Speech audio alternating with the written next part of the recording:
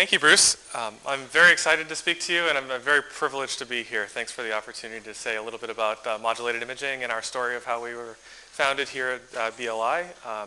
It's been a long road, but we have a long road to go.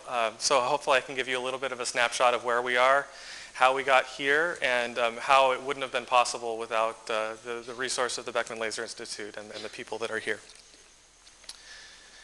So I'm going to start with describing a driving biomedical problem, one of the larger markets for our business. I'll go through it quickly, but just to give you an idea of why we're doing what we're doing. And then I'll tell you about the technology that we have that we think helps address this and solve this issue.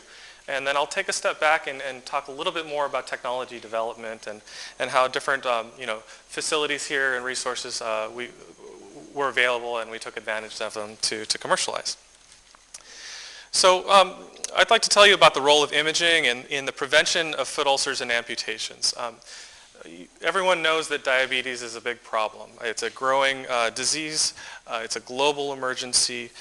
We are thinking about one specific aspect of that problem, which is what we call diabetic foot ulcers, or ulcers for people that have diabetes. It can become a very big problem. There's 30 million people in the United States alone that have diabetes.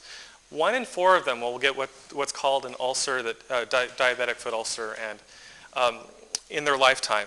And these are notoriously difficult to heal because of the circulation in the periphery, in the legs, and particularly in the feet.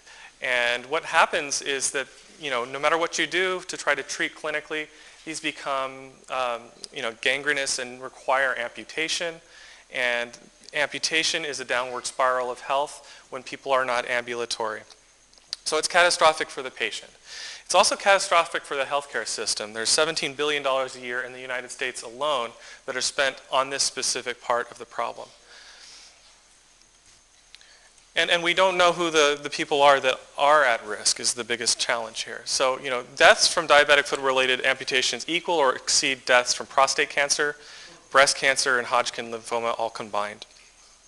It's a really unserved need in the medical community. And the worst part is that it's a preventable outcome. Actually, early identification of the disease that leads to diabetic foot ulcers can reduce amputation rates by up to 75%.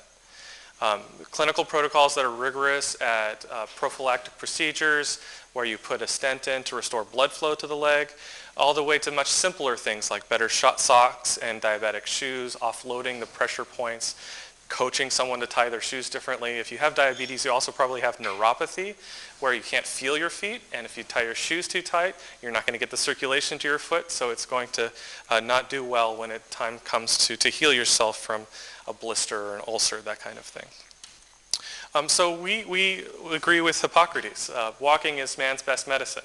Our motivation at the company is to bring technology to bear on helping people stay healthy and active and avoid these complications that lead to amputations and this downward spiral of health. So our solution, or our attempt to bring technology to this problem, is Oximeter CS. It's a device that uses structured light. You can see patterned light hitting my arm there on the bottom right. And that's a digital projector, just like I'm giving a presentation with. That light reflects off the tissue diffusely, interrogating tissue up to maybe 10 times deeper than you can see with your eye, about 3 or 4 millimeters. And we can, using our quantitative algorithms and this patented approach, tell quantitative information about the tissue health in ways that haven't been possible before. We measured the tissue oxygen saturation, so that's of the blood that's in your foot or in your legs, how much has oxygen bound to it, what's the percentage. And it's also a volume measurement, so it tells you total how much blood is there. Is there blood pooling because there's poor recirculation? Is there no blood at all because everything's constricted? Those both could be problems. And I'm proud to say that our team brought the device to market, first as a research instrument, and then about 1.5 years ago now we have FDA clearance. All basically based on the incubation that was done here and federal funded grants. So it's easier to show versus tell, I've been told. So here is an example of how the device is used. There's a touchscreen tablet, automatic initialization, This is a Windows computer running our analysis algorithms. A number of photographs are taken with different wavelengths of light and different patterns of light. And then the images are processed. And it's interactive, so immediately, 10 seconds after you start, you have a quantitative image of where the blood is beneath the surface.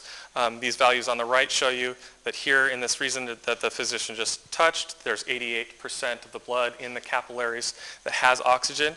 And these are the individual components, HbO2 and HBr. The underlying mechanism, there's a lot of different interesting mathematics of how light propagates through tissues. One aspect is what we call multispectral imaging. So you can see on the top left how different colors of light penetrate the ear. That's a small amount of tissue, so you can see that different effect. Blue light doesn't go through, red light goes through, and infrared light that you can't see goes even much farther. So that's one aspect, and that allows us to do the spectroscopy of hemoglobin, just like a pulse oximeter does. On the bottom is the structured light, and that allows us to be quantitative over a large area. So it lets us basically turn what a pulse oximeter does into an image. And it's telling us there in every pixel of the image a quantitative number. And at the end of the day, we calculate quantitative maps. So every pixel tells us how much oxygen is there. We can break that up into the hemoglobin components. This is actually the blood that's near the surface in the first millimeter or so, and this is the blood that's much deeper. So typically there's a lot of good blood, and you have red perfused skin, it looks red. We quantify the redness, and that's a good HPT1.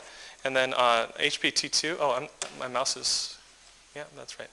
And HPT2 is typically low. You don't have too much pooling of blood, so it's a low number. So based on all of those metrics, the upshot after years of research is that we think we have quantitative information that was previously not possible, available to the physician, that is actionable and correlates with clinical decision making. So in a very early pilot study, this is the result of a 40-patient study, we showed that we could create index maps, normal being low risk, diabetic being medium risk, and diabetic at risk for ulcer. They have an ulcer on their other foot. They're the highest risk category. We could quantitatively differentiate these groups, statistically significant between each one. And this gave us the confidence that we had signals that could be used to help guide clinical decision making. We're working now with Kaiser. Aman Mazar, our VP of R&D, has conducted a 400-patient study this past year with Kaiser, showing basically correlating our quantitative metrics to their clinical decisions and basically figuring out how we would implement in their podiatry clinic, screening people at the primary care, getting them into the podiatry clinic, and finding those needles in the haystack so that we can invest resources to help them stay healthy. So behind that is the story of the technology development and innovation. And it truly has been from bench to bedside. I'll show you pictures of both. And the BLI Photonic Incubator here at the Beckman Laser Institute has been instrumental, no pun intended, in helping that come to fruition. It all sort of started when one of the postdocs that was advising me, Professor Tromberg was my research advisor, and Fred was helping teach me about biophotonics. Together we got involved in a project looking at the use of structured light to kind of do this parallel detection beneath the surface. And it resulted in a paper, some fairly innovative approach to doing wide field imaging quantitatively. And then it also resulted in a patent. So this is a patent that was awarded to us and now has been licensed by the company. There's 4 patents that have all been licensed by our company. And one of the great things about incubating here on campus, we had an office upstairs and a lab downstairs, is that we could, under appropriate IRB protocols, wheel the device next door to the clinic and test the use of the device. And it's not just whether the measurements are correct for making a clinical decision, but it's also just, does this thing work at all? Is this too clunky for a physician to even pay any attention to? That kind of value. The other value is the exposure you have to first-class cutting-edge science and scientists and physicians. This is a picture of a tour that Professor Tromberg's giving to Jeffrey Shuren, who is the head of the CDRH, so the branch of the FDA that makes all decisions for medical devices. So being able to see him, have his exposure to our technology, us be able to have access to him and ask questions was just truly unique. Also, the ability to do animal studies here with the vivarium or the animal operating room, or the ability to interact with the computational scientists, Jerry Spanier and Vasan Venugopal are in this picture. They're part of what's called a Virtual Photonics Technology Initiative, and something I was very passionate about as a student and even as a company. My company worked with the VP initiative and contributed code back to that code base. So over the years, based on government-funded grants, we went from prototypes in the lab that were good enough for producing a paper over a weekend of research to something that we could actually hand to a clinician or a nurse in the hospital. They could push a single button and get a single number, and we'd trust the results that were coming back. That sort of work is the thankless work that is kind of in that chasm that, an investor doesn't have the patience to wait years for you to be able to do this kind of churn, typically, where you don't know exactly where you're going. You know you need to get better in order to learn something about your market. Finally, with these resources and the grants, we got to a position where we could ask market-driven questions. We could say, is this good for burn triage? Is this good for surgery? Is this good for diabetic foot ulcers? And the answer to all of those, I think, is yes, especially for the last one. Along the way, it also helped us produce products for researchers. We were our first customer. We needed to build this so that we could trust our data. But it just so happened that this field was kind of blooming, and others across the country and now the world are interested in practicing this method we call spatial frequency domain imaging. So we created a product called Reflect RS. Not a medical product, but it was a cart-based system. Thanks to my wife for beautifully modeling this photo here. And sold to researchers at universities and private institutions, all who are interested somehow in skin, from dermatology applications, seeing if your creams are creating the right visual effect, to studying burns, to studying cancer in small animals. Here's a list of a few of our customers. You can see Estee Lauder's on there, Dartmouth, Singapore Bioimaging Consortium, a wearable device company, I can't say their name, but you can, just like Bruce said, wearable devices send light through your skin, and you've got to know the tissue optics of skin to do it well. So we do that.